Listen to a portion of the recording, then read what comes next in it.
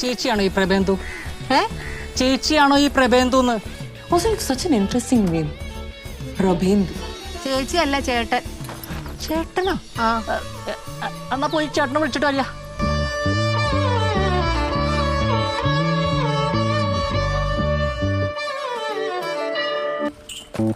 മൂത്രമൊഴിച്ചു കഴിഞ്ഞാൽ ഫ്ലഷ് അടിക്കാനെന്ന് ഓർമ്മിക്കണേ എന്റെ ഭഗവാനെ.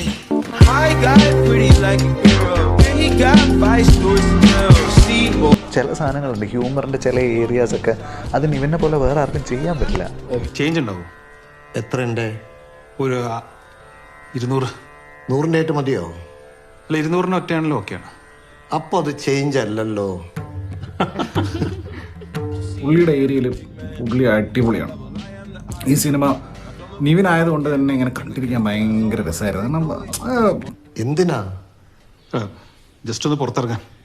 എന്നാ ജസ്റ്റ് അങ്ങ് പുറത്തിറങ്ങിയാൽ പോരെ? ഒരു ചായ കൂടി കുടിക്കാന്നിരിക്കും. ആ ടൈമിങ് അവന് മാത്രമേ ഉള്ളൂ. അവൻ്റെ സ്ട്രെങ്ത് എന്ന് വെച്ച് കഴിഞ്ഞാൽ ഭീകര സ്ട്രെങ്ത് ആണ്. ആ ഏരിയയിൽ അവന് വെല്ലാൻ ആരുമില്ല. മനസ്സിലായല്ലോ അല്ലേ?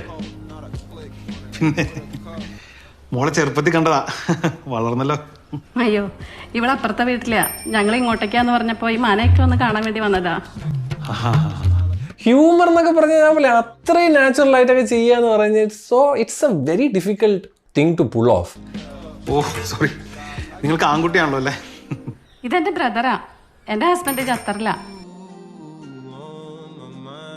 ആൻഡ് ഞാൻ പോലെ ഭയങ്കരമായിട്ട് ചിരിച്ച് മറിയുക എന്നല്ല, ബട്ട് ഇടയ്ക്കിടയ്ക്ക് നല്ല രീതിയിൽ ചിരികൾ സമ്മാനിക്കുന്ന